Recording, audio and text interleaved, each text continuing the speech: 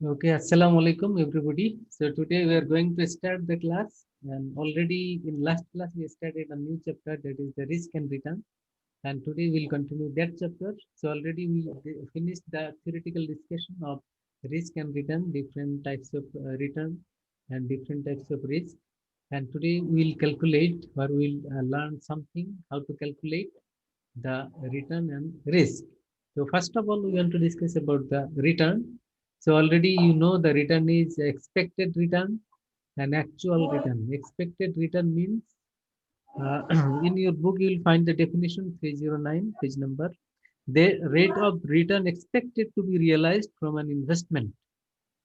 So when we are going to invest and what we are expected to be realized, কি হতে পারে আগে থেকেই we are forecasting, সেটাই হলো আমাদের expected রিটার্ন। এখন এই এক্সপেক্টেড রিটার্ন এটা আমরা কিভাবে ক্যালকুলেট করতে পারি, তো সেটা আমরা আজকে শিখব যে how to calculate the expected return or expected rate of return. ফর্মুলাটা আমরা প্রথমে দেখব, যাদের বই আছে পেজ নাম্বার 310, এখানে একটি ফর্মুলা আছে দেখেন।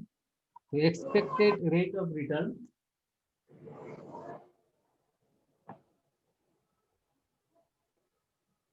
লেখা কি দেখা যায়?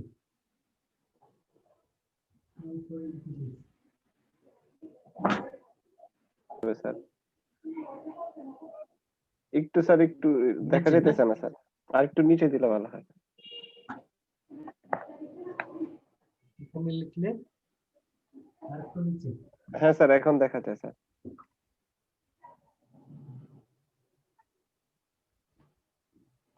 এখন ঠিক আছে। এক্সপেক্টেড রেট অফ রিটার্ন কে আমরা ফর্মুলা হিসেবে যখন আইডেন্টিফাই করব বা লিখবো, তখন এটাকে আর একটা বার দিব। এটা স্ট্যাটিস্টিক্স এর ফর্মুলা মূলত। আপনারা যারা স্ট্যাটিস্টিক্স আগে পড়েছেন বা ইন ফিউচার পড়বেন, তারা হয়তো ওখানে এটি আর এর বদলে এক্স পাবেন, এক্স এর উপরে বার দেওয়া হয়। তো আমরা এখানে ফাইন্যান্সিয়াল এক্স এর বদলে আর, যেহেতু আমরা রিটার্ন কে আর দিয়ে ইন্ডিকেট করি, এই কারণে আর এর উপরে বার দিলাম। এটাকে বলা হয় বার, বা এটা ইন্ডিকেট করে অ্যাভারেজ। আর এর উপরে যে আমরা এই যে একটি লাইন ড্র করলাম, এটাকে বলে বার। এটাকে এভাবেও লেখা যায়, আর এর উপরে ক্যাপ, এই ক্যাপের মতো একটি দেয়া যায়। বড় করে যদি দেখাই যে এটা আর এরকম অথবা এরকম, তো যে কোনো একভাবেই আমরা এটা লিখতে পারি। এটা ইন্ডিকেট করে কি, এই সিম্বলটা অ্যাভারেজ রিটার্ন। এখন এই অ্যাভারেজ রিটার্ন এর ফর্মুলাটা কি সেটা আমরা এবারে দেখব। R bar equal to ri into ri, summation I equal to 1 to n। আমরা কি লিখলাম, বইও আছে দেখেন, pri into ri, এবং এই যে i ইন্ডিকেট করবে এর ভ্যালু হলো 1 to n। এই যে ফর্মুলাটি লিখলাম আমরা, এটি হলো মূলত আমাদের এক্সপেক্টেড রিটার্ন বের করার ফর্মুলা। এখন এই ফর্মুলাটি যদি আমরা একটু ব্রেকডাউন করি, এটা ভেঙে বলি, তাহলে এই PR মূলত probability. PR stands for probability এবং R stands for different return from different situation। মনে করেন আমরা যদি এক্সপেক্ট করি যে 10% রিটার্ন পাবো আমরা, এখন এই 10% রিটার্ন পেতে পারি এবং নাও পেতে পারি, ডেভিয়েশন তো হতেই পারে। তো আমরা যদি ধরে নিই যে ইকোনমির অবস্থা খুব ভালো হয়, তাহলে হয়তো আমরা আমাদের 30% প্রবাবিলিটি যে আমরা 10% পাবো। যদি ইকোনমির অবস্থা খারাপ হয় তাহলে চান্স আরো কম। তো এটা আমরা এভাবে প্রবাবিলিটিকে অ্যাসাইন করে নিব। তো এখানে একটি এক্সাম্পল যেমনি দেওয়া আছে দেখেন, 308 পেজ নম্বরে টেবিল 8.1, এখানে দেখেন স্টেট অফ দ্য ইকোনমি। ইকোনমির অবস্থা তিন রকম হতে পারে। কেন তিন রকম হতে পারে এটা আমরা সহজেই বুঝতে পারি কমন সেন্স অ্যাপ্লাই করে, যে ভালো হতে পারে, খারাপ হতে পারে, অথবা যেমনি আছে তেমনি থাকতে পারে। তো এই তিন ধরনের অবস্থা হতে পারে ইন দ্য ইকোনমি। তো এখন এই তিন ধরনের ইকোনমিকে যদি খুব ভালো হয় সেটাকে আমরা বলি বুম, মানে ইকোনমির অবস্থা খুব ভালো। আর যদি খুব খারাপ হয় সেটাকে আমরা বলি রিসেশন বা বিয়ারিশ ইকোনমিও বলি। আর যদি দেখি যে যেমনি আছে তেমনি, তার মানে অ্যাভারেজ অথবা মডারেট বা নরমাল বিভিন্ন ভাষায় আমরা বলতে পারি। তাহলে এখানে তিনটি সিচুয়েশন বলা আছে দেখেন, যে বুম, নরমাল এবং রিসেশন। দেখতে পেয়েছেন? জি স্যার। আচ্ছা, তো স্যার এখন রিসিশন অর্থ কি স্যার? রিসেশন মানে মন্দা আর কি, খারাপ অবস্থা, যেটা অর্থনৈতিক অবস্থা, দেশের ইকোনমিক কন্ডিশন খুবই পুয়ার, খারাপ। ওকে, জি স্যার। তো এখন প্রশ্ন হলো যে আমরা এক্সাম্পল হিসেবে যদি বলি যে কোনো একটি শেয়ারে আপনি ইনভেস্ট করবেন, এখন সেই শেয়ার থেকে আপনার রিটার্ন কত পার্সেন্ট হবে সেটি ডিপেন্ড করবে ইকোনমিক কন্ডিশন, মার্কেট কন্ডিশনের উপর। তো আমরা ধরে নিলাম এখানে ওই এক্সাম্পলটাই যদি আমরা ফলো করি, যে এখানে দুইটি স্টকের নাম লেখা আছে, মানে দুইটি শেয়ার, ফার্স্ট কলামে মার্টিন প্রোডাক্ট এবং সেকেন্ড কলামে ইউএস ইলেকট্রিক, দুইটা কোম্পানির শেয়ারের এক্সাম্পল দেওয়া আছে এখানে। তো এখন ইকোনমির অবস্থা যদি খুব ভালো হয়, বুম, বুম মানে কি মার্কেটের অবস্থা খুব ভালো, বাংলায় কি বলে চাঙ্গা। তো এই যে বুম ইকোনমি বা market condition is very good, এরকম যদি হয় তাহলে আমাদের এই শেয়ারের রিটার্ন হবে 110%। কত পার্সেন্ট? 110%। এখন 110% যে হবে এটা তো আমরা শিওর না, কারণ এটা তো ফোরকাস্ট। এখন 110% হবে এবং এই ইকোনমি খুব ভালো অবস্থায় থাকবে, এর প্রবাবিলিটি কতটুকু আমরা মার্কেট কন্ডিশন, তারপরে ইকোনমিক এনভায়রনমেন্ট, বিজনেস এনভায়রনমেন্ট সবকিছুকে জাস্টিফাই করে আমরা অ্যাসাইন করলাম যে there is a chance of 20%, 20% chance. এই কারণে আমরা ওই যে প্রবাবিলিটি এখানে দেয়া আছে দেখেন, পিআর প্রবাবিলিটি হলো 0.2 মানে 20%, 0.2 হলো 20%। এবং এই যে মার্টিন প্রোডাক্ট, মার্টিন প্রোডাক্ট বলতে একটি শেয়ারের নাম, এটি 110% হবে, এর প্রবাবিলিটি কত? 20%। এটি নর্মাল থাকবে, ইকোনমির অবস্থা নর্মাল যদি থাকে সেক্ষেত্রে আমাদের রিটার্ন তো আর 110% হবে না, একটু কম হবে, সেটি কত হবে? 22% রিটার্ন হবে। কিন্তু এই নর্মাল কন্ডিশন থাকবে এরকমের চান্স হলো 0.5%, এটাও আমরা অ্যাসাইন করলাম। এবং রিসেশন খুব খারাপ অবস্থা হতে পারে এরকমের 30%, 0.3। এবং যদি খারাপ অবস্থা হয় সেক্ষেত্রে তো আমাদের এই ইনভেস্টমেন্ট থেকে রিটার্ন পজিটিভ হবে না, সেক্ষেত্রে আমাদের লস হবে -60%। এই যে আমরা প্রবাবিলিটি অ্যাসাইন করলাম, কেন অ্যাসাইন করলাম? কারণ when we forecast, যখন কোনো কিছু ফোকাস করি তখন সেটি কিন্তু অ্যাকিউরেট হয় না, সেটি based on the reality, based on the economic condition. এখানে প্রবাবিলিটি থিওরি অ্যাপ্লাই করে আমরা এক্সপেক্টেড বা অ্যাভারেজটাকে বের করি। তো এখানে আমরা এই যে অ্যাসাইন করলাম, এখানে আপনার কাছে প্রশ্ন হতে পারে যে আমরা এখানে বুমকে 20% কেন ধরলাম, এখানে নর্মালকে 50% কেন ধরলাম, অথবা আমরা রিসেশনকে 30% কেন ধরলাম, এটা তো 40% ধরতে পারতাম, এটা 30% ধরতে পারতাম, এভাবে কেন ধরলাম? তো এটার তো এক্সাক্ট বা ফিক্সড কোনো রুলস নাই, it depends on the economic condition and the market condition. এর উপরে বেস করে আপনার কমন সেন্স অ্যাপ্লাই করে, জাস্টিফাই করে, অ্যানালাইসিস করে আমরা এটা ধরবো।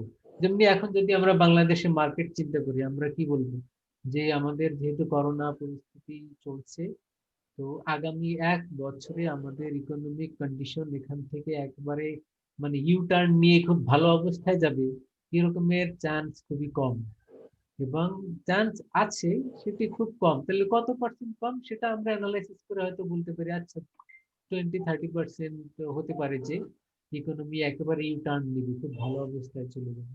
আর এই অবস্থায় থাকবে সেটা হয়তো আমরা বললাম যে হ্যাঁ এই অবস্থায় থাকবে, 40-50% চান্স এরকম আছে। এখন এই যে বললাম এতটুকু চান্স, এটি কিসের ভিত্তিতে বললাম? এটি আমরা অবজারভেশন, আমাদের অ্যানালাইসিস এর উপরে বেস করে বললাম। তো এটি যে ফিক্সড 40%, 42 হবে না, 45 হবে না, এরকম বিষয় না। তো এখানে আমরা এরকম অবজারভেশন ধরে নিলাম। ওকে, বুঝছেন? বুঝছেন কি প্রবলেমটা? স্যার এখনো মাথায় ঢুকে নাই স্যার। না আমরা তো সলিউশন করি নাই, আমরা এখানে যেটি দেয়া আছে প্রবলেম। তো আমরা কি বের করতে জি স্যার। চাচ্ছি, প্রথমে আমরা ক্লারিফাই করি কি বের করতে চাচ্ছি। আমরা বের করতে চাচ্ছি এক্সপেক্টেড রিটার্ন। ওকে, কথা বুঝছেন কি বের করতে চাচ্ছি? Expected return. Expected return. আচ্ছা, আমরা আপনাদের রিয়েলিটি থেকে একটা এক্সাম্পল দিই। মনে করেন আপনি ব্যাংকে চাকরি করেন, এখন আপনি কোনো প্রজেক্টে ইনভেস্ট করবেন, এই লোনের জন্য অ্যাপ্লাই করেছে, আপনি প্রজেক্টে ইনভেস্ট করবেন। এখন তার কাছ থেকে আপনি কত পার্সেন্ট রিটার্ন পাবেন, এবং সেটাই তো আপনার এক্সপেকটেশন। এখন আপনি সেটা তো জানেন না যে এক্সাক্ট তার বিজনেসের অবস্থা কি হবে। তো ওই লোক আপনাকে কতটুকু দিতে রাজি সেটা ডিপেন্ড করবে তার বিজনেসের উপর। তার যদি ইকোনমিক অবস্থা খুব খারাপ হয় তখন তো মানে ডিফল্ট হয়ে যাবে লোন, সে তো দিতেই পারবে না, তার মানে লস। আবার যদি তার অবস্থা খুব ভালো হয় সেক্ষেত্রে হয়তো আপনার ফুল পেমেন্ট করতে পারবে। মনে করেন 9% রেটে আপনাকে ইন্টারেস্ট পেমেন্ট করবে, ধরে নিলাম তার অবস্থা যদি খুব ভালো হয়। আর তার অবস্থা যদি মডারেট হয়, খুব ভালো না খুব খারাপ না, সেক্ষেত্রে হয়তো আমরা বলতে পারি হ্যাঁ হয়তো কিছু ইনস্টলমেন্ট মিসও করতে পারি, এরকম হতে পারে। আর যদি অবস্থা খারাপ হয়, ইনস্টলমেন্ট দেওয়া দূরের কথা, তো এই লোন তো ডিফল্টের দিকে যাবে। এটা তো একটা অ্যানালাইসিস, তাই না? কথা বুঝছেন? জি স্যার। তো এখন এর উপরে বেস করি আমরা এক্সপেক্টেড রিটার্ন এরকম বের করি যে what is going to be in future. তো এখানে আমরা এই ফর্মুলা দিয়ে, এই যে ফর্মুলাটি লিখলাম, এই ফর্মুলা দিয়ে আমরা এক্সপেক্টেড রিটার্ন বের করতে পারি। এক্সপেক্টেড রিটার্ন বলতে অ্যাভারেজ রিটার্ন, সেটি আমরা বের করে দেখতে পারি যে বিজনেসের অবস্থা কি হতে পারে। তো এখন এই যে ফর্মুলাটি আমরা লিখেছিলাম,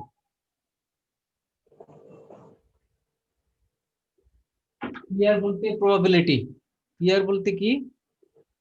প্রবাবিলিটি। আর এখানে আর বলতে রিটার্ন, এবং আই বলতে ডিফারেন্ট সিচুয়েশন। এখানে সিচুয়েশন কয়টা? 3টা। ওকে, এটা হলো সামেশন। এই সাইনটাকে বলা হয় স্যার এই যে সামেশন। সামেশনের উপরে কিছু আছে স্যার? সামেশনের উপরে হ্যাঁ। n, মানে সামেশন n, কয়টা এটা কি করবে? সামেশনের পাওয়ার স্যার? এটা কি সামেশনের পাওয়ার নাকি? না না, এটা সামেশনের উপরে n, তার মানে i equal to 1 to n, এভাবে করতে হবে। এটাকে পড়বেন i equal to 1 to n। মানে এখানে কয়টা সিচুয়েশন? 3টা। যদি 100টা সিচুয়েশন হয় সেক্ষেত্রে 100টা এরকমের এক্সপ্রেশন লেখা তো কয়েক পেজ লাগবে। তো আমরা একবারই এভাবে লিখতে পারি i equal to 1 to n। এখন n এর মান 2 হতে পারে, 5 হতে পারে, 100 হতে পারে। এখানে n এর মান কত? 3। কারণ কি? 3টা সিচুয়েশন, বুম এবং নরমাল আর একটা হলো রিসেশন। রিসেশন। এটা আমরা যদি ভেঙে লিখি তাহলে এভাবে লেখা যাবে PR into R1 plus PR2 into R2, আর একটি হলো PR3 into R3। তো এখন এরকমের যদি সিচুয়েশন হয়, মনে করেন কোন এক্সপ্রেশনে সিচুয়েশন হলো 50টা, সেগুলি কেমনে লিখি? এই কারণে সামেশন দিয়ে লিখতে হয়, একবারে হয়ে যায়। আর এখানে তো 3টা, আর জন্য আমরা 3টা এতটুকু লিখতে তো আর সমস্যা হয় না, আমরা 3টা ভেঙেও লিখতে পারি। তো এইভাবে লেখা এবং এইভাবে লেখা একই কথা, স্যার এটা বুঝছেন? ভেঙে লিখছেন না স্যার? নিচেরটা ভেঙে ভেঙে লিখছেন জি, মানে ওই সেম ফর্মুলাটাই জিনিস ভেঙে। লিখেছি, ওই ফর্মুলাটাই লিখেছি, ওইটাকে ভেঙে লিখেছি। এবং এগুলি অনেক লম্বা, অনেক লিখতে হয়, বেশি সিচুয়েশন হলে এই জন্য এটা আমরা একবারে সামেশন দিয়ে এইভাবে লিখে যাই। ওকে, তাহলে ওই 3টা সিচুয়েশন যে আমরা বললাম প্রবাবিলিটি, তাহলে বুম যদি হয় এরকমের প্রবাবিলিটি কতটুকু? 20%। 0.2 বা 20%। আর 20% চান্স, তখন রিটার্ন কত? 110%। আবার সেকেন্ড সিচুয়েশন নরমালি 0.5, 0.5 এর সাথে মাল্টিপ্লাই করব, রিটার্ন কত? 22। আর থার্ড সিচুয়েশনে কি? 0.3 এবং 60%। এখন এটা কি আমরা ক্যালকুলেটর দিয়ে যদি বের করি তাহলে কত হয় দেখেন, কত হয়? দেখতেছি স্যার।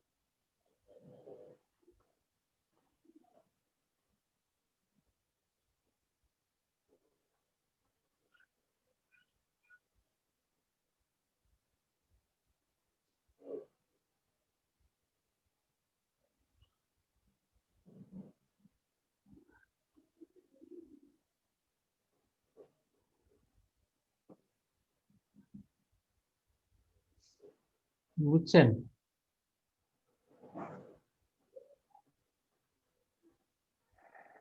এটা মাইনাস কত স্যার?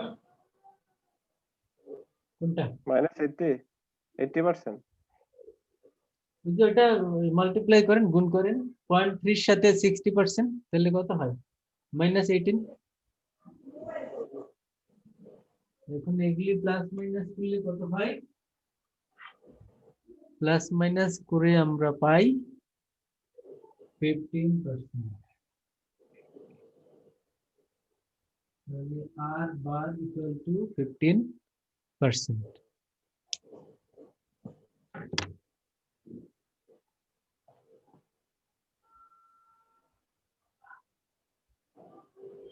ক্যালকুলেটর থেকে করে দেখেছেন? ক্যালকুলেটর থেকে করে দেখেছেন? দেখতেছি স্যার, মিলাইতে পারতেছি না। 0.3 ইন্টু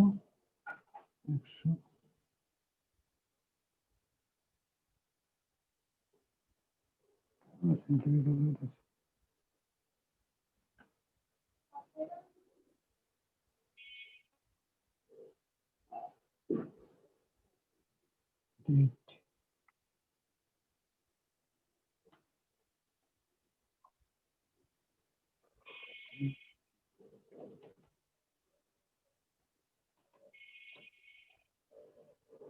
একটু আসেন।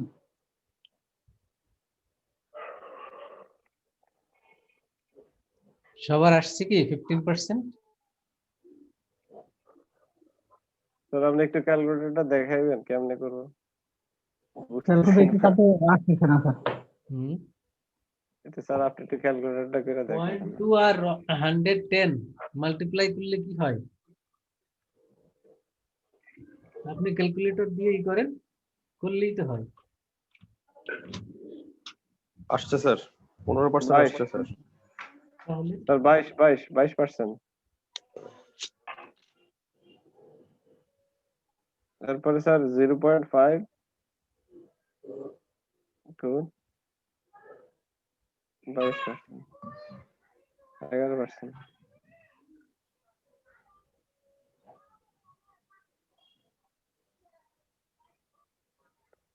ঠিক আছে স্যার।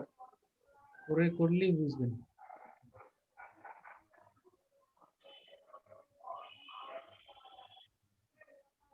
ফিফটিন আসছে সবার? আসছে স্যার। ওকে, তাহলে তো বুঝছেন। এই 15% কি কি বের করলাম আমরা? R sir bar, expected rate of R bar মানে হলো এভারেজ এক্সপেক্টেড রিটার্ন। রিটার্ন। এখন এই এক্সপেক্টেড রিটার্ন আমরা এইসব ঝামেলা করে এইভাবে প্রবাবিলিটি দিয়ে এত কিছু করার দরকার কি ছিল বলুন তো? কারণ ফিউচার তো আনসার্টেন, ফিউচার তো আমরা জানি না।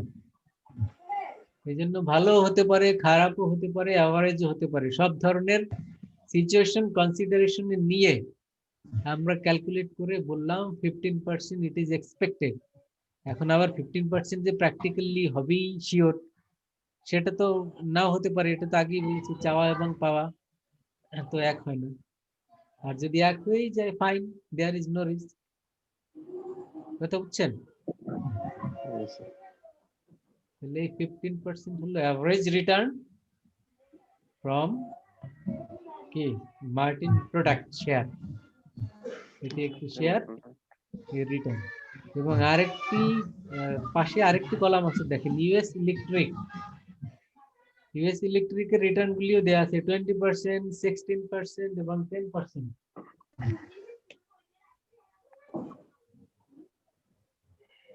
স্যার একই ফর্মুলা দিয়ে এটাও করছে না? 20%, 16% এবং 10%, এই তিনটি রেট দেওয়া আছে এখানে। এটা আপনি ওই একই ভাবে বের করেন। এই যে তিনটি, এই তিনটে একই ভাবে বের করেন। ফর্মুলা সেম, প্রবাবিলিটিও সেম।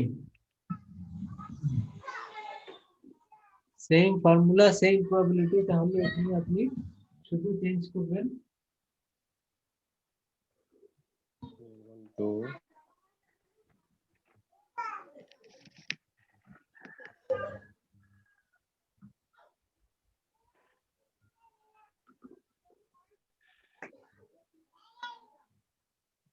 এটা হলো 20%, এটা হলো 16%, এটা হলো 10%। এখন আপনি বের করেন কত হয়।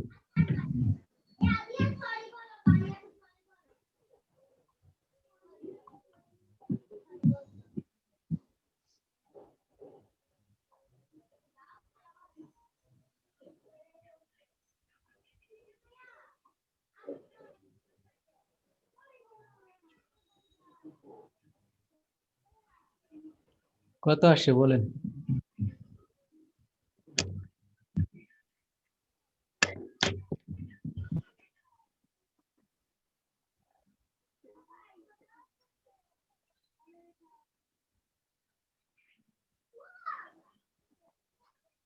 স্যার এটাও তো 15 আসে স্যার। হ্যাঁ 15, স্যার 50% আসে। 15, তাই না? জি স্যার। তাহলে আমরা অ্যাভারেজ এটাও রিটার্ন, 50% স্যার। অ্যাভারেজ রিটার্ন বের করে বললাম এটা মার্টিন প্রোডাক্ট শেয়ার और ইউএস ইলেকট্রিক শেয়ার, এতে রিটার্ন আসে 15%। এখন এই 15%টা কোন ধরনের রিটার্ন? আমরা বলেছিলাম রিটার্ন দুই ধরনের। এটা কোন ধরনের? এক্সপেক্টেড। এক্সপেক্টেড, এক্সপেক্টেড, এটার অন্য নাম কি? অ্যাভারেজ অথবা ওয়েটেড অ্যাভারেজ। অ্যাভারেজ আর ওয়েটেড অ্যাভারেজ অথবা এক্সপেক্টেড। তো আমরা এখান থেকে এতটুকু বুঝলাম যে রিটার্ন কিভাবে ক্যালকুলেট করতে হয়। রিটার্ন ক্যালকুলেট করার জন্য আমাদের ইকোনমিক কন্ডিশন এটা যাচ করতে হয়। এখন আপনি যে কোনো প্রজেক্টে ইনভেস্ট করেন, শেয়ার মার্কেটে করেন বা যেখানেই করেন, আপনি যখন রিটার্ন ক্যালকুলেট করতে যাবেন, এক্সপেক্টেড রিটার্ন, যে এখান থেকে কি আমি পেতে পারি, তো এভাবে আপনি নিজেরটা নিজেই ক্যালকুলেট করে দেখতে পারবেন। বুঝছেন? জি স্যার। তো সাপোজ শেয়ার মার্কেটে ইনভেস্ট করলেন 1 লাখ টাকা। আলহামদুলিল্লাহ। তো এখন 1 লাখ টাকা ইনভেস্ট করে আপনি চিন্তা করলেন যে এখান থেকে কত রিটার্ন পাবো। তো আপনি আপনার ফ্রেন্ড সার্কেলের এদের খোঁজ খবর নিয়ে দেখলেন, তারা আপনাকে ইনফরমেশন দিয়েছে যে আমরা তো 1 লাখ টাকা ইনভেস্ট করে গত বছর 20%-এর চেয়ে বেশি রিটার্ন আমরা পেয়েছি। তো এই খোঁজ খবর নিয়ে আপনি ইন্টারেস্টেড হলেন শেয়ার মার্কেটের প্রতি এবং আপনি ইনভেস্ট করলেন 1 লাখ টাকা। 1 লাখ টাকা ইনভেস্ট করে এখন আপনি এক্সপেক্টেড রিটার্ন কিভাবে ক্যালকুলেট করবেন? আপনি দেখলেন যে ইকোনমিক অবস্থা যদি এই রকম থাকে, এরকমের কন্ডিশন যদি সাস্টেইন করে, সেক্ষেত্রে ধরে নিলেন যে যেহেতু ফ্রেন্ড সার্কেল সবাই বলেছে যে মার্কেট এরকম থাকলে 20% পাওয়া যায়, তো আপনি ধরলেন নর্মাল কন্ডিশনে 20%ই পাবেন। কিন্তু এরকমের মার্কেট থাকবে এর চান্স কতটুকু, সেটা আপনাকে অ্যাসাইন করতে হবে। got the point?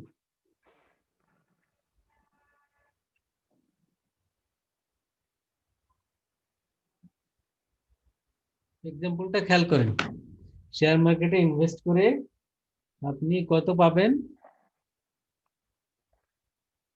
ফ্রেন্ড সার্কেলের কাছ থেকে শুনে যেটি মনে করেছেন কত পাবেন বলছি।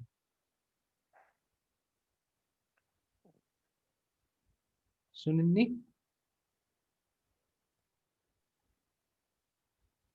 শুনতে পাচ্ছেন? হ্যাঁ স্যার, কত বলছি বলেন? 20 না? 20%। তাহলে নরমাল কন্ডিশন যদি হয়, নরমাল হলে রিটার্ন কত? 20%।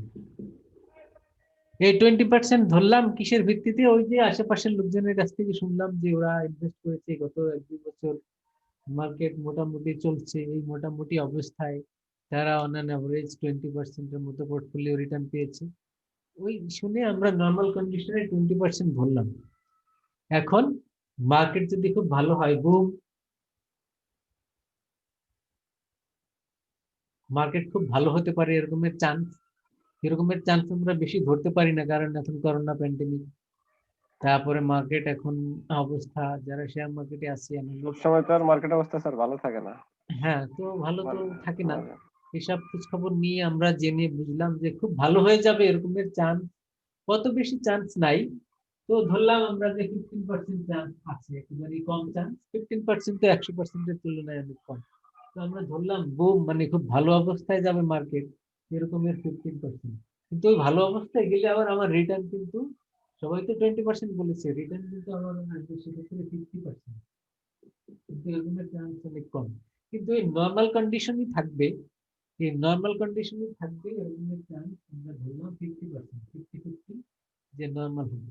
কিন্তু মার্কেট আবার খারাপও হতে পারে, শেয়ার মার্কেট তো ডিক্লাইন একদিনের মধ্যেই হতে পারে। তো সেরকম যদি রিসেশন হয়, সেই রিসেশন হতে পারে, এটাও ধরলাম আমরা 30%। তো রিসেশন হলে তো আর আমি 1 লাখ টাকা ইনভেস্ট করে 1 লাখ টাকাই আমার ক্যাপিটাল থাকবে না, লস। তো ধরলাম আমার 50% লস হলে -50।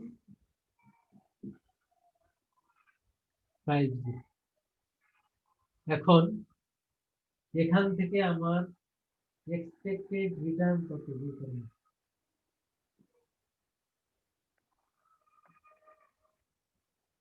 এক্সপেক্টেড রিটার্ন এটা বের করেন।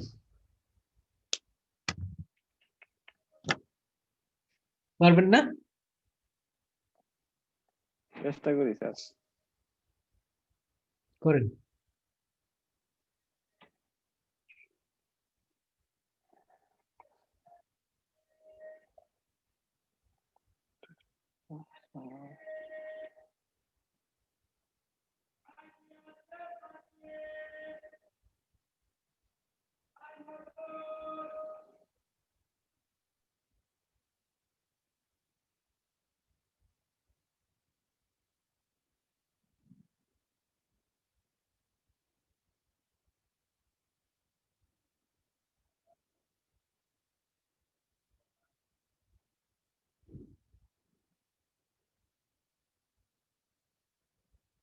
সবাই ট্রাই করতেছেন? জুনায়েদ সাহেব, জি স্যার। স্যার 250 কত পার্সেন্ট হয়?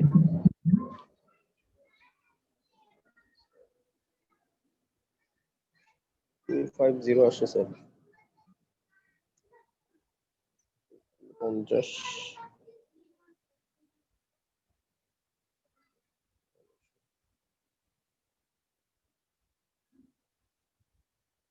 700 দিকে 50 × 20 1000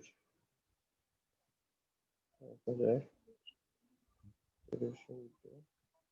কিভাবে করবেন বলেন তো আগে।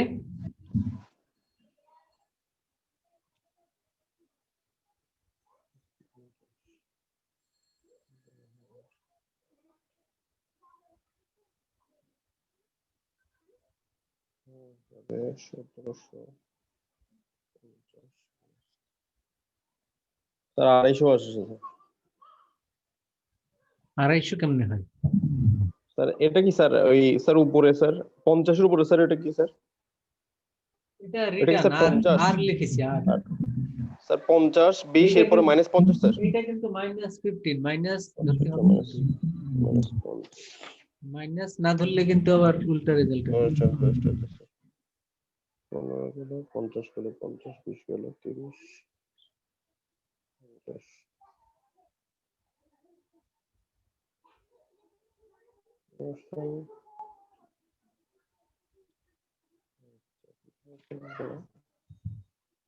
আচ্ছা 0.15 করে হবে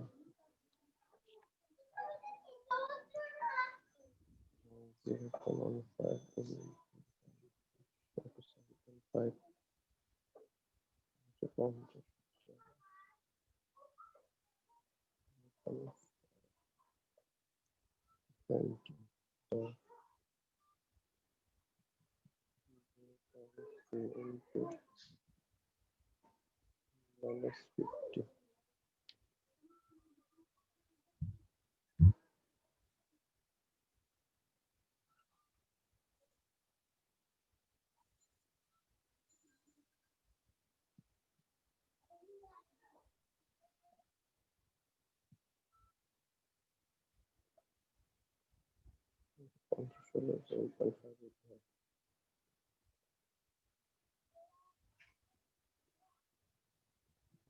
কত আসলো? 2.5 পজিটিভ না নেগেটিভ? Positive sir. পজিটিভ 2.5%। ঠিক আছে, এটাই ঠিক হওয়ার আছে। কথা, এটাই হওয়ার তো কথা। ঠিক আছে 2.5% মনে হয়। আরেকজন কনফার্ম করেন, আরেকজন বলেন ঠিক আছে কিনা। স্যার আমি ফার্স্টে স্যার ওইটাগুলো স্যার ভাগ না করে ডাইরেক্ট সংখ্যাগুলো বসাই দিয়েছিলাম। হ্যাঁ 15 এই আপনি সংখ্যাগুলো বসাই দিয়েছিলাম। এই 15 তো হ্যাঁ 0.15, স্যার হ্যাঁ স্যার। এটা না করে 0.15 স্যার সংখ্যাগুলো বসাই। জি জি স্যার। 0.15 into 50% এ কত হয়? 7.5%। 7.5 প্লাস 10 এরপরে 10 হবে স্যার। 10 আর এখানে হয় 15 10 মাইনাস এরপরে হচ্ছে -15 তাহলে 17.5 17.5 মাইনাস 15 মাইনাস 2.5। আড়াই থাকে 2.5 থাকে। ঠিক আছে, সবার আসছে 2.5। তাহলে আমরা কি বুঝলাম? 1 লাখ টাকা ইনভেস্ট করে শেয়ার মার্কেট থেকে 1 বছর পরে গিয়ে আমার এক্সপেক্টেড রিটার্ন 2.5%।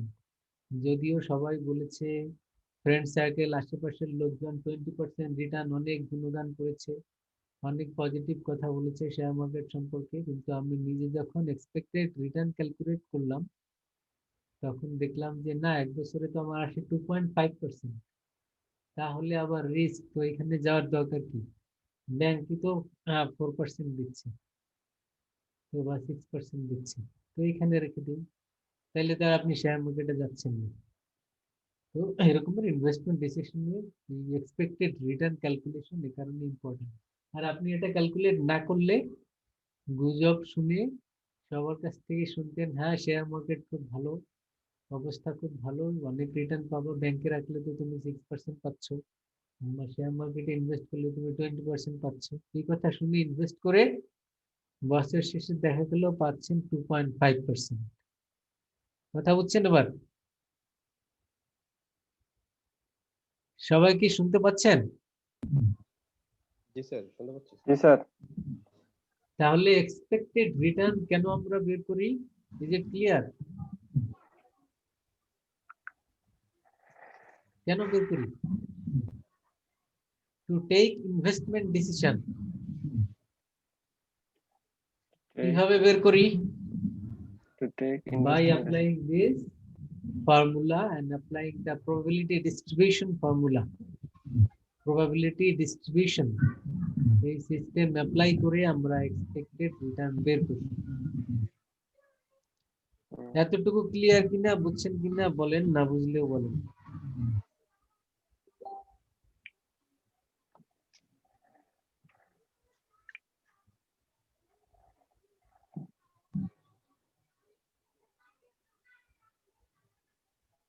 স্যার সূত্রের মধ্যে summation P R I sir এরপরে আর আইটা স্যার নিচের দিকে হবে নাকি স্যার পি এর সমান্তরাল হবে স্যার? আর এর আর আইটা নিচে, স্যার আর এর আর নিচে নিচে হবে স্যার। ওটা স্যার আর আইটা স্যার আলাদা না স্যার পি আর আই থেকে স্যার? স্যার আর আইতে এটা স্যার কি বুঝাইছে স্যার? একটা এর মধ্যে হলো মাল্টিপ্লিকেশন। মাল্টিপ্লিকেশন। জি স্যার। এরপর কি আর স্যার? এটা স্যার, এটা যদি স্যার এরকম হয় তাহলে স্যার আমরা পি আর আই বলে লিখতে পারি না স্যার? পিআরআইটা হলো একটা পার্ট, এটা কি এই সাইডের পার্টটা, বাম সাইডের পার্টটা? আর আই এটা হলো আরেকটা পার্ট। এই পি আর হলো প্রবাবিলিটি এই পার্টটা, আর এই যে আর আই হলো যে এই পার্টটা। এটাই আর আই ওইটা স্যার। স্যার প্রথমটা কি স্যার আড়াই, এটা কি আড়াই? দিলাম এটা হলো পি আর আর এটা হলো আর। আর ওই যে স্যার নিচে n+1 আছে কোনটা? স্যার, ওই যে n+1 আছে এটা জি স্যার। এটা হলো এই যে আই এর মানে কি সেটা আমরা বললাম যে আই এর মানে হলো 1, আই এর মানে হলো 2, আই এর মানে 3। ওই যে আমরা ফর্মুলাটা ভেঙে লিখেছিলাম না PR1 PR2 PR3, তো সেটা আমরা এটা স্যার যখন বোঝানোর জন্য ভেঙে i লিখি আমরা, equal to 1 to n, n পর্যন্ত মানে যতগুলি সংখ্যা হয় ততগুলি। এখানে তিনটা, এই কারণে আমরা তিনটা লিখেছিলাম ভেঙে। আচ্ছা ঠিক আছে, আচ্ছা। তাহলে এই পার্টটা হলো প্রবাবিলিটি PR, এই পার্টটা হলো রিটার্ন, এই জন্য RI, return in different situation, different situation return, এটা হলো RI, এটা হলো প্রবাবিলিটি PRI। এবার ক্লিয়ার? Yes sir. এই ফর্মুলাগুলি কিন্তু ওই যে যারা স্টার্ট করেছেন ওখানে করা আছে, মানে ওইখানে শিখে আসলে এখানে জাস্ট অ্যাপ্লাই করলেই সহজে বুঝে ফেলবেন। কারণ আগে হলো স্টার্ট করার কথা, তারপরে এই ফাইনান্স করার কথা। কথা বুঝছেন? এখানে এমবিএ তে তো স্ট্যাটিস্টিক্স আছে, ম্যাথমেটিক্স আছে, এগুলি কেন আছে?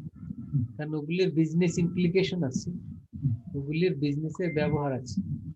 এখন যিনি স্ট্যাটিস্টিক্সে অনার্স মাস্টার্স করেছেন তিনি তো স্ট্যাট সম্পর্কে এক্সপার্ট, স্ট্যাট ভালো জানেন, ভালো বুঝেন, কিন্তু স্ট্যাটিস্টিক্সের কিছু বিষয়, কিছু কনসেপ্ট এটা বিজনেসে অ্যাপ্লাই করে বিজনেস ডিসিশন নেওয়া হয়। তো ওইটা জানা থাকলে এখানে শুধু বললেই তো তখন আপনি লিঙ্ক করে বুঝে ফেলতে পারেন। জন্য স্ট্যাটিস্টিক্সটা বিজনেসের স্টুডেন্টদের জন্য স্ট্যাটিস্টিক্স এ কারণে পড়তে হয়। If you know the rules, then you can just link with the business decision. এর সাথে সহজেই লিংক করতে পারেন। ওকে, জি স্যার। আচ্ছা তাহলে আমরা রিটার্ন নিয়ে কথা বললাম, এবারে রিস্কের মধ্যে যাই, যে কিভাবে আমরা রিস্ক ক্যালকুলেট করব। তো রিস্ক ক্যালকুলেট করার জন্য আমরা যে ফর্মুলাটা অ্যাপ্লাই করব সেটা হলো, আগেই বলেছিলাম সেটাকে কি বলে, সিগমা। মনে আছে? জি স্যার।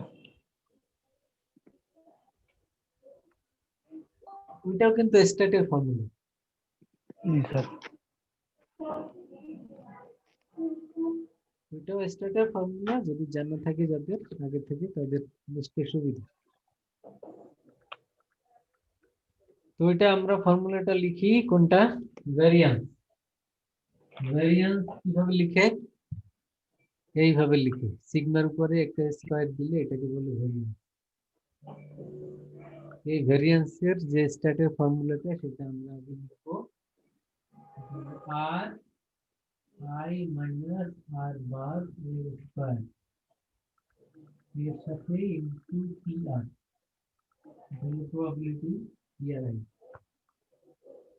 এখানেও আবার আই বলতে কি বোঝায়, সামেশন দিয়ে আমরা বললাম i equal to 1 to n।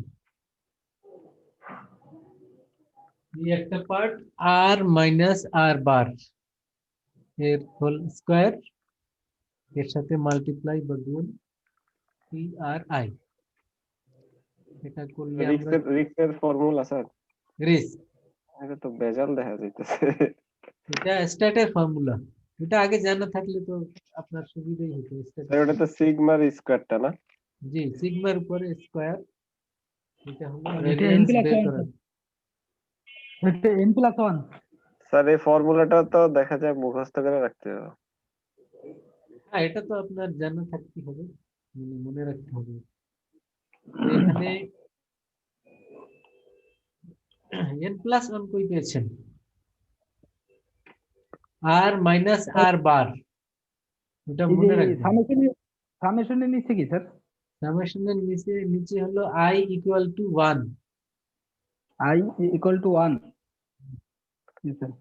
আর উপরে হলো এন। স্যার এটা ওই যে রিটার্নের ভিতরে যেটা ওইটা ছিল ওইটা ওইটার মতোই তো না? ওই এক ওইটা শুধু এই সামেশন। স্যার ব্র্যাকেটের এই সাইড দিয়ে একটু ঘুরে দিতে। সামেশন সাইনটা আমরা যেখানেই দিব, এই সামেশন সাইনটা যেখানেই দিব সেখানেই এটা লিখতে হয়। সামেশন মানে কি? সাম আপ করা, যোগ করা। And কয়টা যোগ করব আমরা, সেই কয়টা যোগ করব সেটা বোঝার জন্যই i equal to 1 to n, মানে 1 থেকে n পর্যন্ত। n পর্যন্ত মানে যতগুলি হয়, 4টা 5টা 10টা 100টা, এই সবগুলি যোগ করব। এই জন্য i equal to 1 to n। Sir এটা দিয়ে কি স্যার স্বাভাবিক সংখ্যার ক্রম বোঝায় স্যার? নরমাল নাম্বারের সিরিয়াল। ওকে, তাহলে আমরা, আপনাদের সামনে বই আছে তো? বই আছে না? সবাই নাই স্যার। পিডিএফ আছে স্যার, পিডিএফটা আছে। Page number 312। পেজ নাম্বার 312 তে আসেন।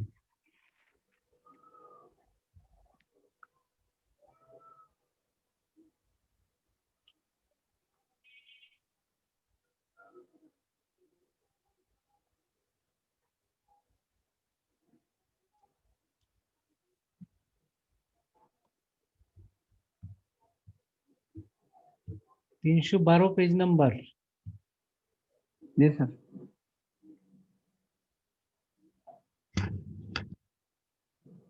এখানে একটা एग्जांपल আছে, টেবিল 83। টেবিল 83 দেখেন।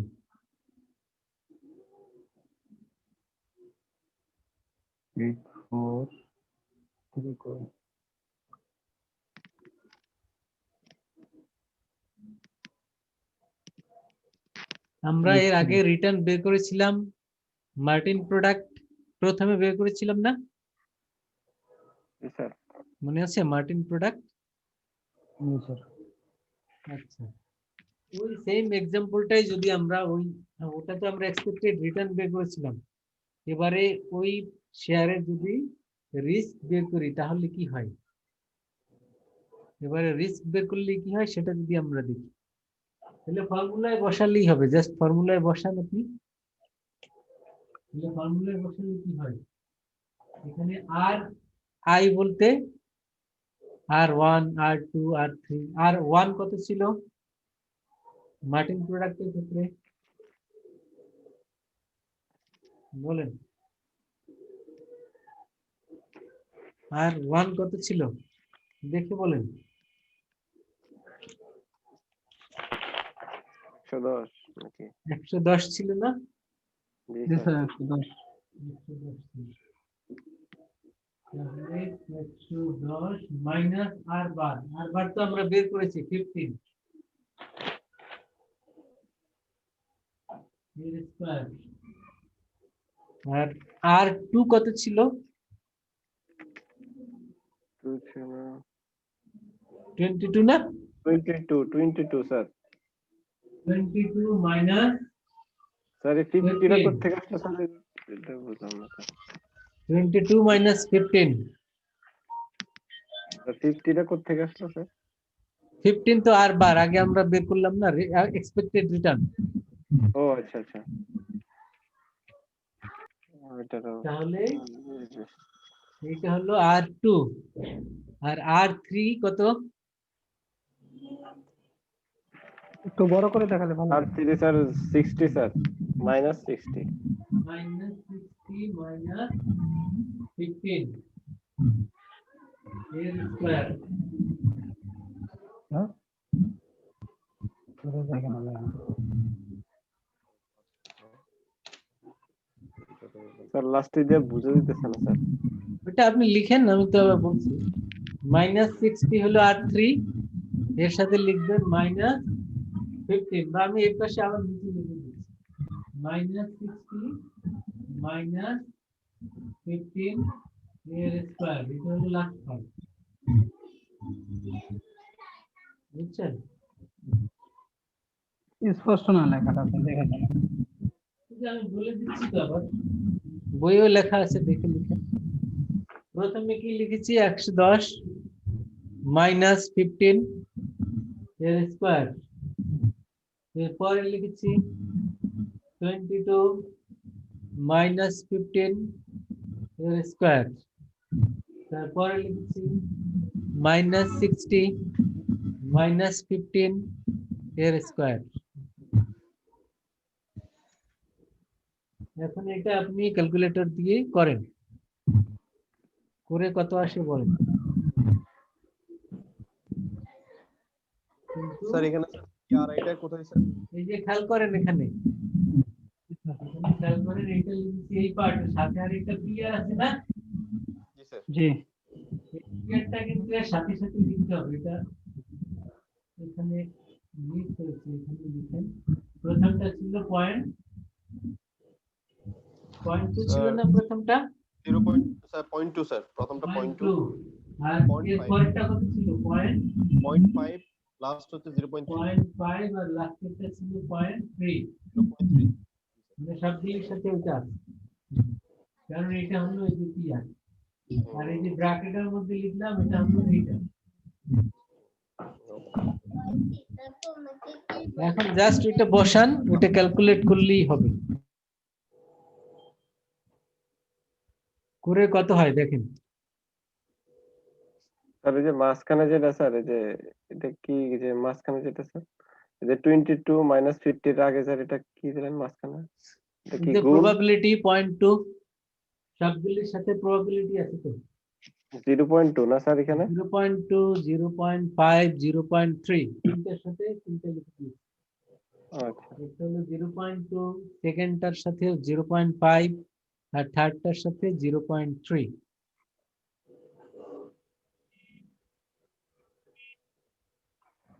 এখন এটা ক্যালকুলেটর দিয়ে বের করেন কত হয়।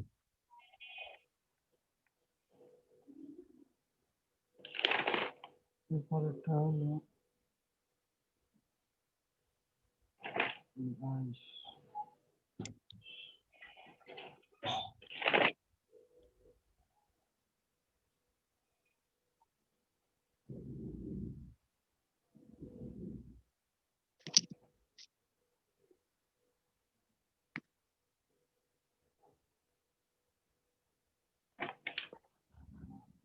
এটার উপরে কি স্কোয়ার আছে জুনাইদ ভাই, দেখেন তো।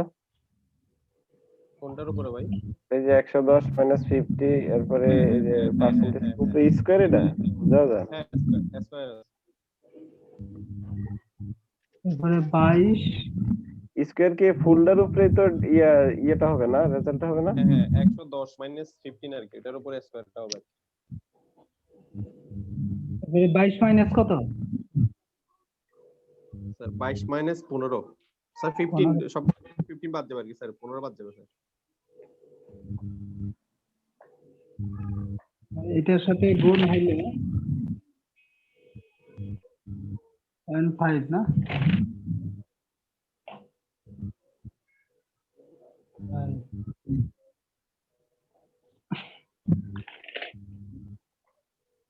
তো শরীফ ভাই এগুলা সবগুলোর মাঝখানে স্যারে কি গুণ দিল নাকি যোগ দিয়েছিল, একটু মনে আছে? গুণ গুণ যোগ তিন না? তো দেয় নাই না? সবগুলির মধ্যে যোগ। যোগ যোগ যোগ যোগ 0.2, 0.5 আর সবগুলি প্লাস। ওই যে সামেশন না, ফর্মুলাই তো সামেশন, সামেশন মানে প্লাস। -16 15 তাহলে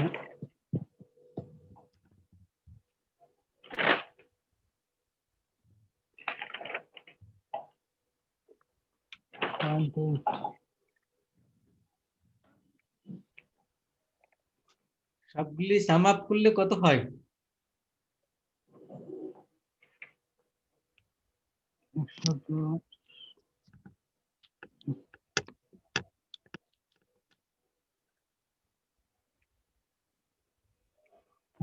15 15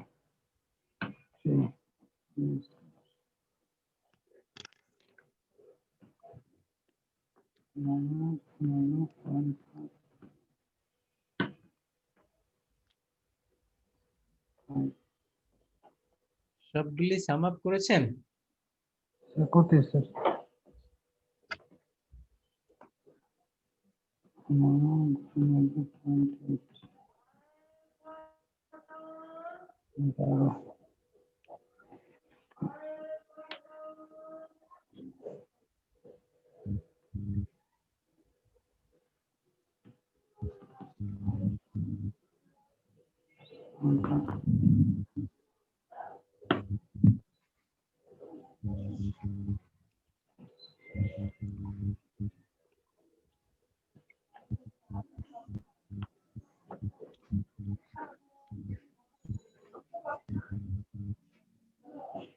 আর আমার তো 3517 আসে, আরো আসছে।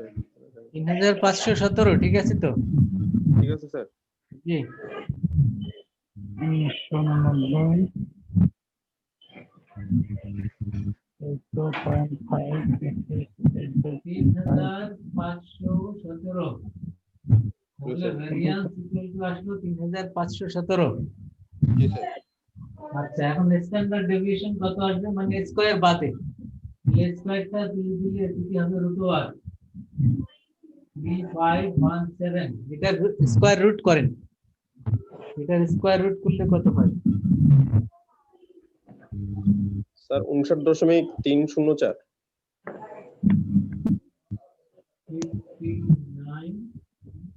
59.304। জি, তাহলে 59.3%। 59 স্যার এটা কি 3043 পর্যন্তই তো, এরপরে তো আর হয় না? ওইটা লিখেন 59.3 লিখেন। 304 59.3% হলো আমাদের স্ট্যান্ডার্ড ডেভিয়েশন। কারণ স্ট্যান্ডার্ড ডেভিয়েশন মানে কি? মানে হলো স্যার রিস্ক। রুটটা স্যার কোথা থেকে আসলো স্যার? রুটটা কিভাবে? যে এদিকে স্কয়ার আছে না সিগমার উপর, হ্যাঁ স্যার। সিগমার উপরে স্কয়ারটা যখন বাদ দিয়ে দিলাম তখন ওইদিকে স্কয়ার রুট হয়ে গেল, তখন শুধু সিগমাটা থাকলো, সিগমার উপরে আর স্কয়ার থাকলো না। তো এটা হলো স্যার সিগমার রিক্সের রেজাল্টটা স্যার এটাই। জি, কারণ রিস্ক যেহেতু সিগমা, এখানে আমরা সিগমা বের করলাম 59.3%। তাহলে এ থেকে আমরা বুঝলাম যে এই শেয়ারে ইনভেস্ট করলে রিস্ক হলো 59.3%। তার মানে রিস্ককে আমরা একটা নিউমেরিক্যাল ফর্মে নিয়ে আসলাম। নরমালি তো আমরা বলি যে রিস্ক বেশি রিস্ক কম, এটা দিয়ে আমরা কি বুঝি কতটুকু বেশি কতটুকু কম, সেটা তো আর জাস্টিফাই করা যায় না। আর এখানে আমরা একটা নিউমেরিক্যাল ফর্মে নিয়ে আসলাম যে 59% রিস্ক। এখন আরেকটি শেয়ার যেটি রয়েছে ওটি বের করে, ওটা আমরা বের করে বলতে পারবো যে ওর রিস্ক কত পার্সেন্ট। এটা তখন আমরা দুইটা কম্পেয়ার করে বলতে পারবো কোনটা রিস্ক কম কোনটা রিস্ক বেশি। বুঝছেন? পরেরটা বের করতে পারবেন না একই ভাবে? তো মিলে না আমার স্যার। ওই যে ওনারা করে ফেলছেন তো, ওনাদের তো মিলছে, আপনার কোথায় মিলে নাই বলেন?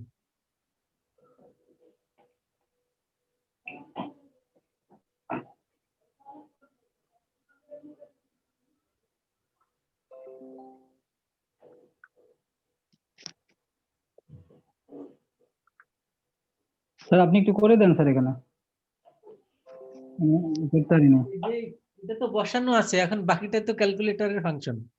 আপনি এটা করেন, এই যে 110 মাইনাস 15%, এটা মাইনাস করেন, মাইনাস করে উপরে একটা স্কয়ার দিবেন। স্যার 117 আসে স্যার প্রথমটা নাকি? প্রথমটা জি স্যার। প্রথমটা ওই যে 0.2 মাল্টিপ্লাই করার পরে আসবে 1805। আপনি দেখেন 110 থেকে 15 বাদ দিলে কত হয়? 15 বাদ দিলে থাকে স্যার 95 স্যার। 95। আর 95 এর স্কয়ার করেন। আমি স্কয়ার করছি স্যার, ওই যে পয়েন্ট আপনি বলেন। 95 এর স্কয়ার করলে কত হয় দেখেন, ক্যালকুলেটরে কত আসে বলুন? 9025 স্যার। 9025 এর সাথে আপনি গুণ করেন 0.2, 1.2 কত আসে? 1805 স্যার। 1805। এই তো একটা হয়ে গেল। এখন বাকিগুলি এইভাবে করে সবগুলি যোগ করে 1805 স্যার। হ্যাঁ, একটা হয়ে গেল, আর বাকি 1805। 1805। And বাকি দুইটা একই ভাবে জি করে স্যার এখন পারবো স্যার বাকিগুলি একই ভাবে করে জি জি সবগুলি স্যার add পারবো করতে এখন হবে। স্যার আমার আগে জি স্যার পারবো ঠিক আছে, জি স্যার এখন পারবো তাহলে আমরা এইটা হলো কোনটা বের করলাম, মার্টিন প্রোডাক্ট। আর একটা আছে না ইউএস ইলেকট্রিক, মনে আছে ওই যে আপনার রিটার্ন বের করে পরে বলছিলেন যে এটাও 15% হয়, মনে আছে? জি স্যার ওটার যদি রিস্ক বের করি তাহলে কি হয়, এবার এই একই নিয়মে জাস্ট এটা করে ফেলেন, তারপরে দুইটা কম্পেয়ার করে আমরা বলবো রেজাল্ট। এখন ওইটা রিস্ক বের করেন, স্ট্যান্ডার্ড ডেভিয়েশন বের করেন। কোনটা পরে স্যার? আমরা ইউএস ইলেকট্রিক এর ভ্যারিয়েন্স বের করব। এই একই ভাবে একই ফর্মুলায় বসান, পারবেন না? ভেরিয়েন্সটা এখন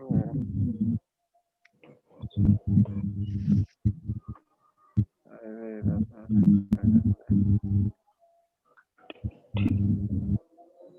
স্যার কোনটা করবো স্যার একটু বলবেন স্যার? ওই যে পরের যেটা ইউএস ইলেকট্রিক, ও রিটার্ন গুলি কি ছিল, আর অন কত ছিল স্যার বলেন? 50 স্যার। 20% ছিল না? জি স্যার। ওই দিকে বলুন।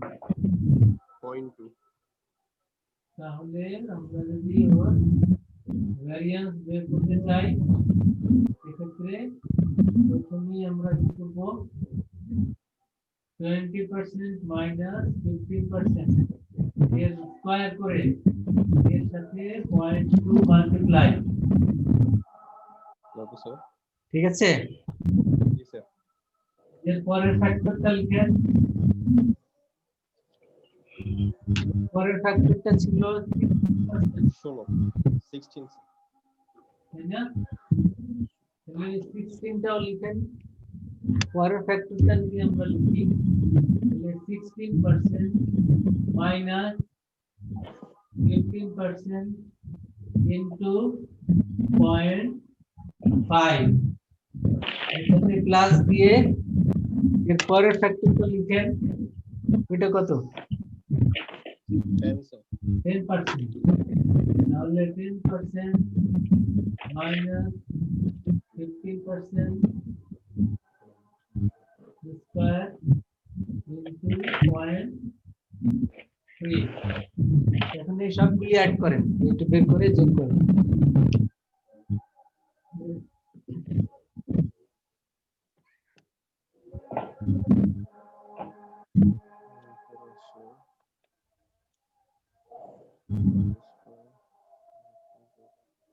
এটা করলে কত হয় দেখেন।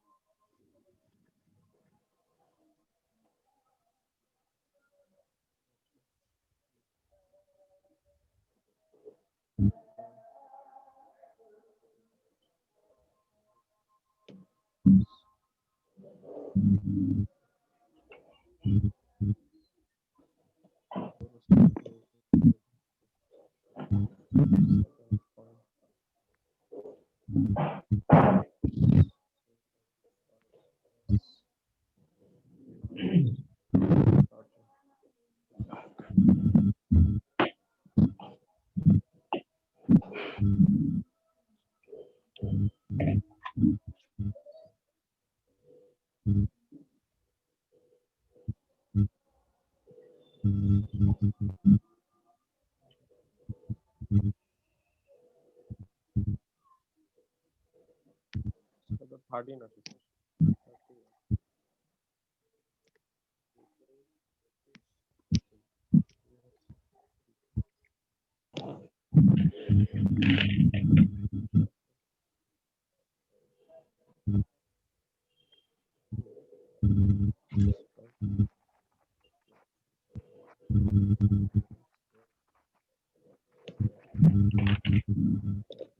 বুঝিস না স্যার?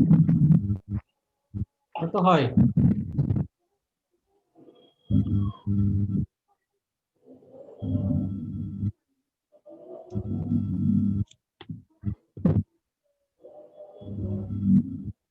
স্যার 13 আছে স্যার। 13, জি sir.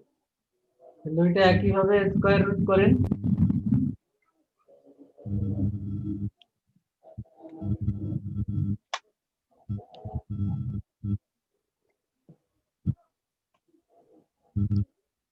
Three point six zero five.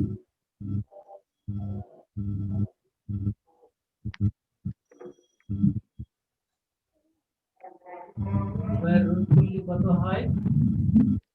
3.605।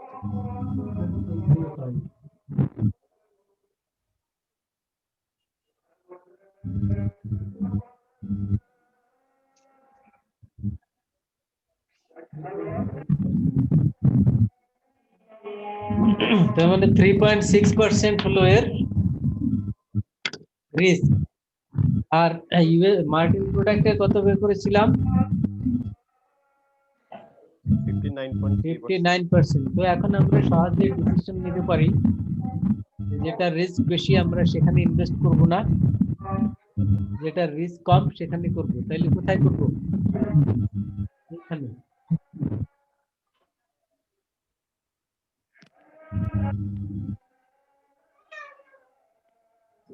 এটা হলো আমাদের রিস্ক ক্যালকুলেশন, ভাবে করে আমরা ডিসিশন নিতে পারি যে আসলে আমরা কোথায় ইনভেস্ট করতে পারি, কোথায় অ্যাভয়েড করা উচিত, based on the risk return calculation. বুঝছেন কি?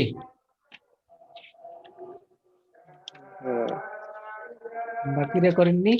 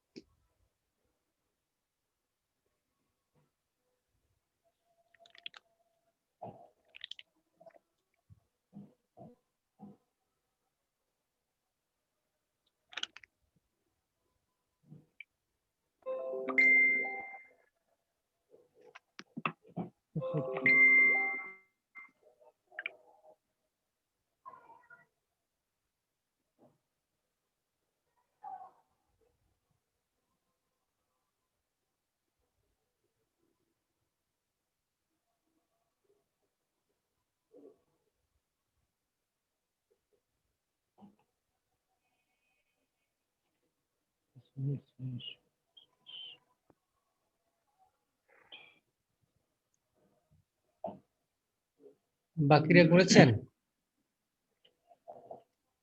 না স্যার। সবার রেজাল্ট এসছে? এটা এটা কি 3.60? জি।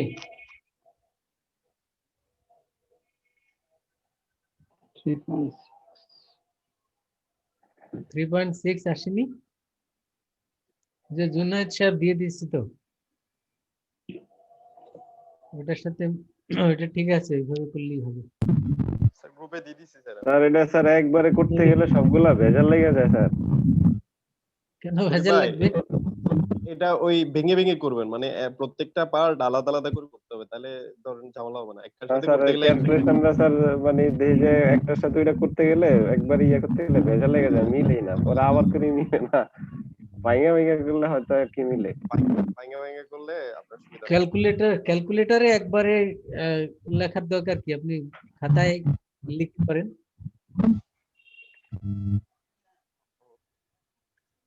জি স্যার। তাহলে আমরা এই দুইটা ক্যালকুলেশন থেকে কনক্লুশন ড্র করতে পারি। সেটি কি?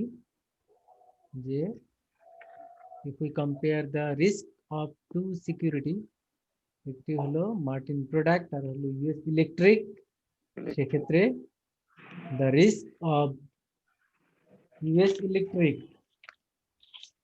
কারটা বেশি বলুন তো? রিস্ক বেশি কার? মার্কিন। Martin products, because the sigma or the standard deviation is 59.6%. If we compare with the US electric, the risk of US electric is 3.6%. So based on this comparison, we can take the decision to invest in US Electric because its risk is minimum.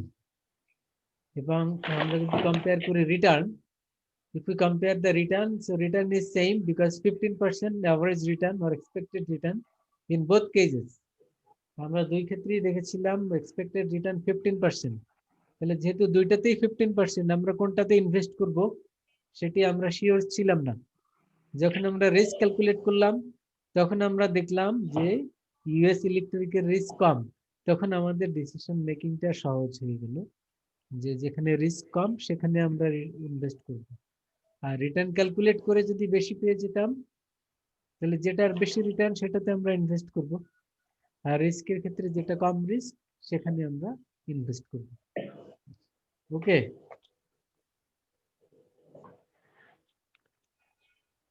সবাই বুঝছেন তো calculation?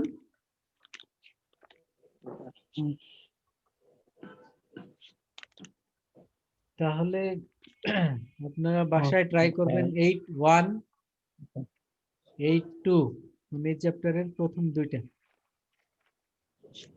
দুইটা এটা করবেন। Page number কত sir? Page number 345 345 345 এখানে 1 number এবং 2 number এটা করবেন।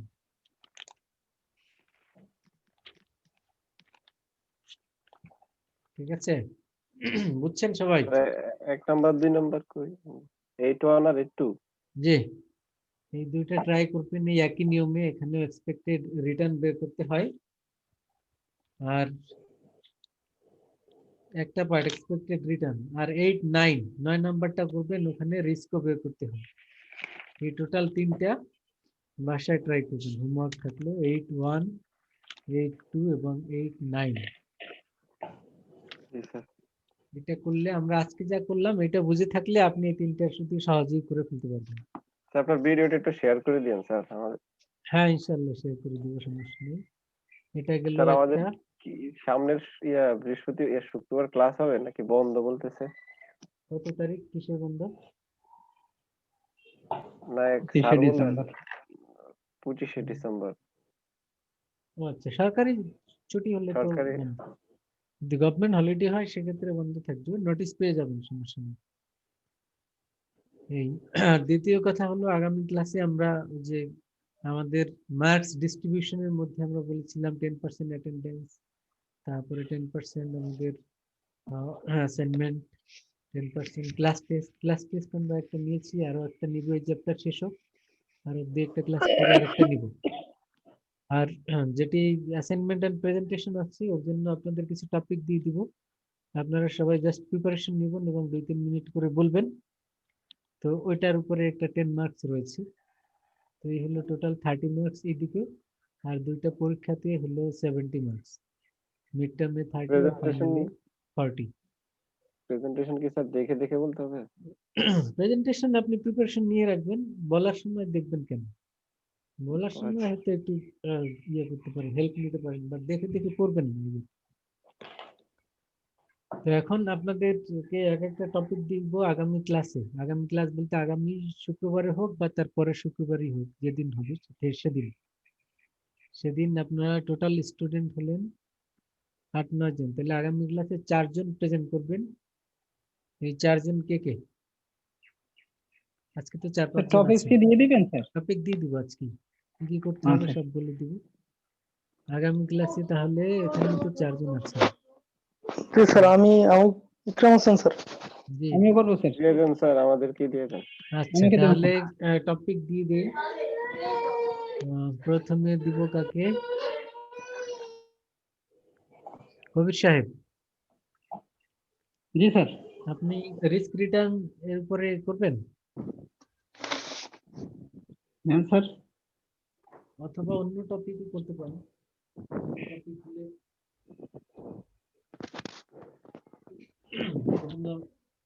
বিজনেস নিউজের উপরেও করতে পারেন, বিজনেস ইকোনমিক নিউজ থাকে না, এগুলো একটা করতে পারেন।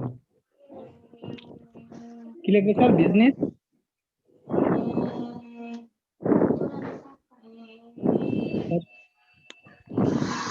ইয়েটাও করতে পারেন, পত্রিকার যে কোনো দিনের পেপার বের করে ওখানে যে কোনো একটা বিজনেস নিউজ সেটার উপরে আপনি করলেও হবে। জি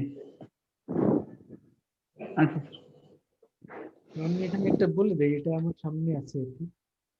গত আজকে তো জি 18 তারিখ, 17 তারিখের পেপারে দেখুন,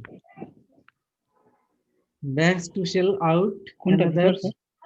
1350 crore on stock. The investment through a Bangladesh Bank initiative may boost investor confidence.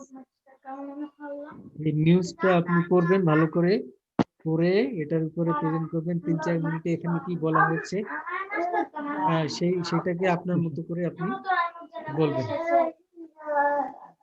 Sir এটা কোন পত্রিকা স্যার? ডেইলি স্টার, অনলাইনেও সার্চ করলে পাবেন, এবার কাছে না থাকলে অনলাইনেও পাবেন। জি sir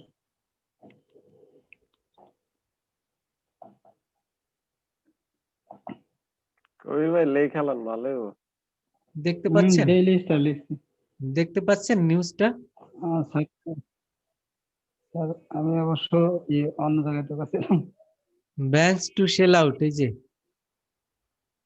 banks to sell out হ্যাঁ স্যার অ্যানাদার 1350 কোটি অন স্টক। এটার উপরে করবেন আপনি।